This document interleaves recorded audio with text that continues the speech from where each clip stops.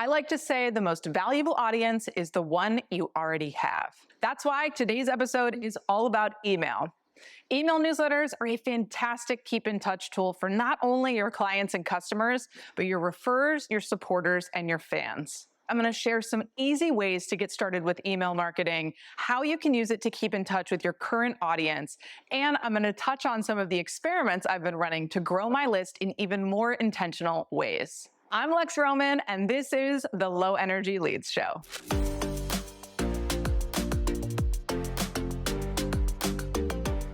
Over here, we like to keep it simple. So when we're talking about making email your best friend, we are going to start with the people who already know you, who expect to hear from you, and who you could probably be getting in touch with more frequently than you are.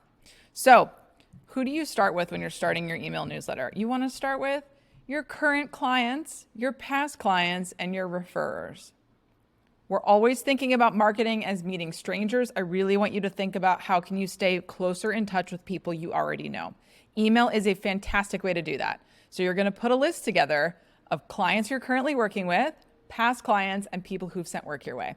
You don't need to boil the ocean on this. You don't need to go through every tool you have, every email you've ever sent. Just pull a few people. I would recommend getting started with 10 people. If this is a daunting task, just pick 10. Look in your email inbox, check your invoicing tool. If you have a CRM, you can look in there, grab the contacts, and put them on a list. Where should you put them? You can start with your regular email. So if you're sending a small number of emails to a small number of people, you can send them out of your regular email inbox. You don't need to set up a fancy newsletter tool. It doesn't really matter. Now, it's nice and polite to give an unsubscribe link, and you can risk getting marked as spam, particularly if you're adding folks that you haven't been in recent contact with. So once you get past the first couple of emails, I would think about setting up a mailing list tool. And there's 3 that I recommend you look at: MailerLite, Flowdesk, and ConvertKit. There are a million email marketing tools out there, so don't over-index on my recommendations here. Any tool that you can use MailChimp, you can use something built into your website. If you're using Wix or Squarespace, they both have built-in mailing tools. It doesn't matter, it just needs to be easy for you to use. I like MailerLite because it embeds really well into my website. I use Squarespace for my website, so they have really nice, lightweight forms, and I don't have to fuss with them too much in order for them to show up nicely on my website. They also have a really generous free tier where you can have up to 1,000 subscribers for free. That I think is pretty good in the email marketing space. But again, there are other tools that have free plans, and you may not even be worried about hitting that subscriber count. So choose the tool that's easy for you. Flowdesk is great if you're in a creative business and you really want full creative control over your emails. Emails tend to be really simple because email is an open market and there are so many email inboxes, and you really can't control how your email is going to land and look in someone's email the way that you can with a website or with social media. But Flowdesk gives you the opportunity to crop creatively your photos and your imagery, and they allow you to upload custom fonts. So you can really do a lot of incredible visual layouts with Flowdesk. You can use Flowdesk for landing pages and simple checkout flows. Their pricing is flat rate, so you don't get punished for growing your email list, which is nice, but you pay a lot more if you're just getting going than you would with another tool that gets more expensive as you grow your list. ConvertKit is a really popular email tool for creators. It's a little bit more complex than we really need when we're just getting started, but it has a lot of cool features. You can do landing pages in ConvertKit, you can do automated flows, and you can also charge for your newsletter. So you can do a paid newsletter through ConvertKit. They also have checkout pages and other ways to monetize through there. It's really designed for people who are creating on social media or on YouTube to be able to be their one-stop shop and help them avoid having a website. Remember that with email tools, you can always download your list and move them to another platform, so you won't get locked into email the way that you get locked into something like social media. I would think about 2 factors when you're choosing your first tool. One is how easily those forms embed on your website. So if you're going to take in new subscribers or you're going to put calls to action in your blog, you want the newsletter tool to play nice with your website. So this can be an indicator that you might use something built into your website if you're using Squarespace or Wix or Shopify. And otherwise, you just want to make sure that those forms work for you. If you don't have a website, then you might just want to check their standalone email forms and make sure that they have everything you need and that they're easy for you to set up. The second thing you want to check is how easy the layout tool is for you. So how easy do you find it to compose an email in that tool? But I want to caveat that by saying that I'm noticing people's emails are getting simpler and simpler as an effort to stand out in the inbox. So here's an example from Victoria Boyd. And if you're listening and not watching this, it's a plain text email. There's no photos in it. There's not even so much as an emoji in it. So I'm seeing more and more emails move towards this style where it's just plain text. There's no logo on it. It's just the message that's being delivered and usually a link. So this is a text link instead of a button. Most email tools are going to give you an option to add imagery or buttons. And I personally use those in my emails, but we're sort of moving away in the email space, away from overly designed, overly laid out emails. So as long as your email tool is easy for you to use, that's going to be fine for sending out newsletters. When people are starting their email newsletter, they often ask how frequently they need to be sending those emails. I don't think you can go wrong here. I've had email lists that have been long dead that I have revived and have re-engaged and ignited value out of. So I don't think you can really screw up email, whether you go too infrequently or too frequently. There's, on the flip side of that, there's people that send daily emails. So it really is set by you. I would say a minimum to shoot for is quarterly. If you are a service-based business and you are sending a quarterly email, it's a great cadence to remind people that you're booking for the next quarter. And that gets us into what should you send with these emails.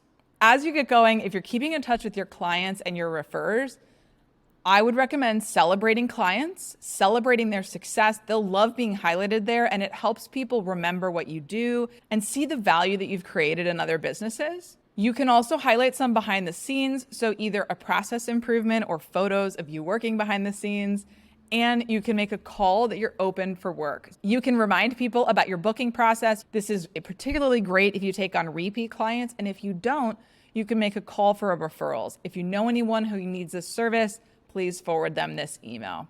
Reinforcing what you do, celebrating your clients, deepening the relationship with them, and opening up the door for continued work and a potential referral. Once you started emailing people, hopefully you'll see the value in email. You'll start getting replies, you'll start getting bookings, and it'll make you want to invest even further in your email list. I know that I've seen the value of email over and over again in so many businesses.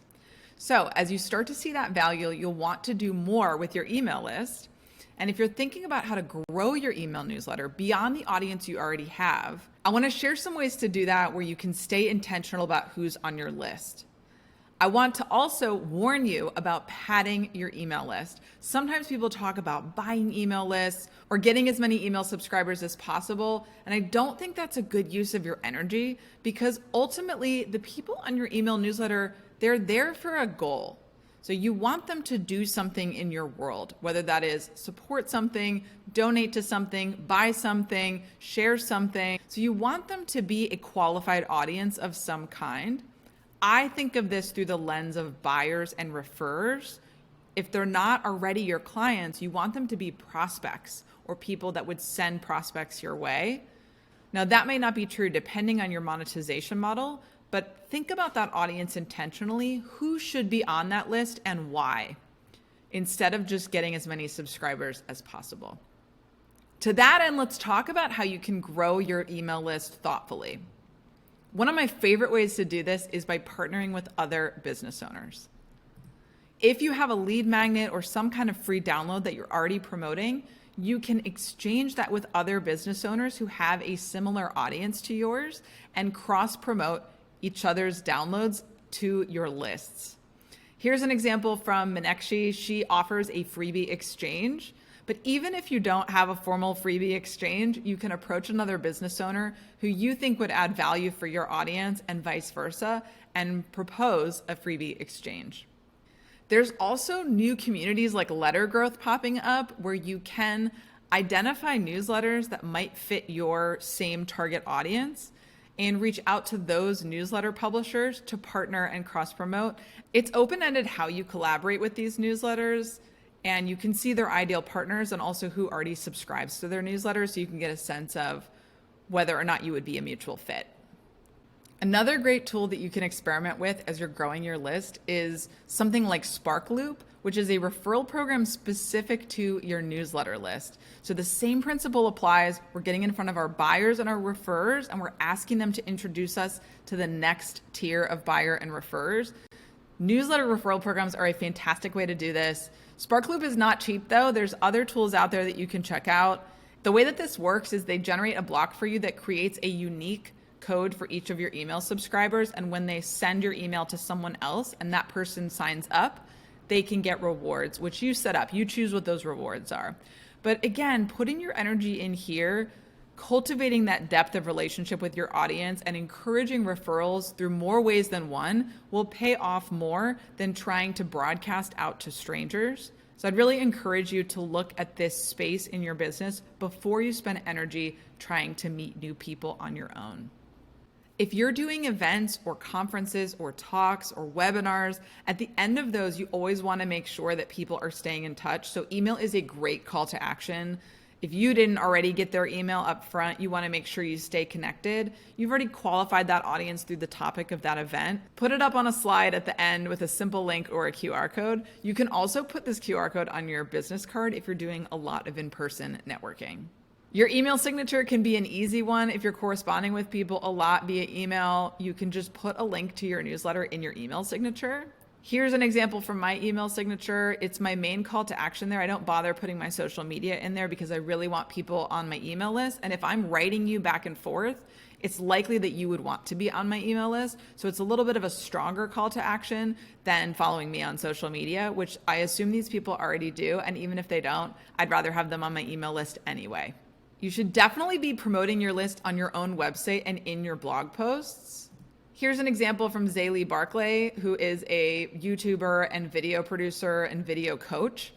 And she has her lead magnet pop up when you land on her website. And then throughout her blog posts, you'll see those calls to action so that if you're getting value out of her content or you're already coming to her website, you can stick around and not bounce away and leave forever. Having the email prompt on your website, making sure that it's really obvious how people can stay connected with you so that that first visit doesn't become the last visit and they stick around.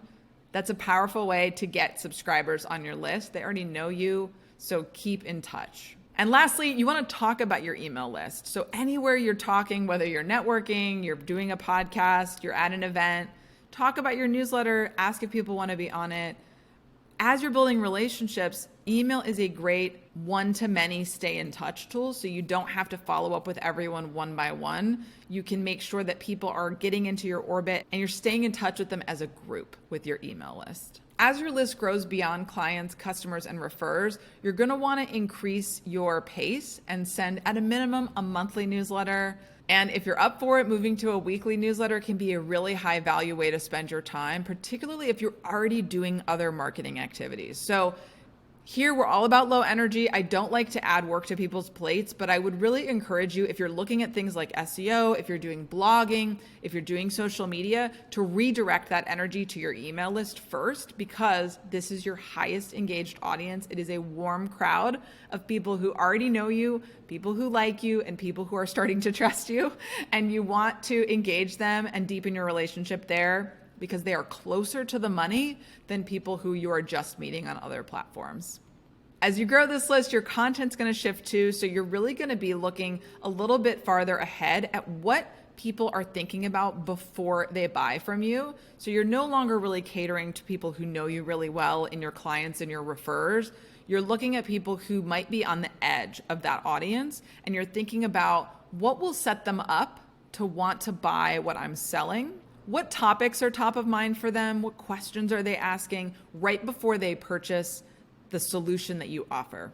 You're still going to want to highlight success stories from your work. So celebrating your clients doesn't go away. I would double down on that. It's a great way to continue relationships with clients. And it's also a great way to highlight what you do to convert people who are on the fence about whether or not to work with you. You can share more about your journey and who you are so people can connect with you more. And then you always want to make sure that you're sharing calls to action and highlighting what it is that you want people to do so that they take that action. Don't lose sight of that.